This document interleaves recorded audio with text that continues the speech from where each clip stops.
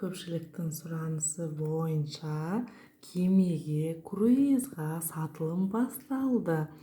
Сонымен бұл керемет кемеге сіздер 21 февраль күні Абу-Даби қаласынан отыруларыңыз керек. Абу-Даби қаласына отырасыздар, Аралға барасыздар, Дубайда боласыздар, Дохаға барасыздар Катардың, Бахрейнда боласыздар. Сосын теңізде болып, Абу-Дабидан қайтадан порттан шығасыздар.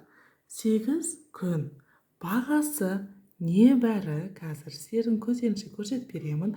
Мынау міне бағыты маршруты, яғни енді 2 үлкен адамға кемедегі барлық ішіндегі көңіл көтеруі бар, тамағы бар.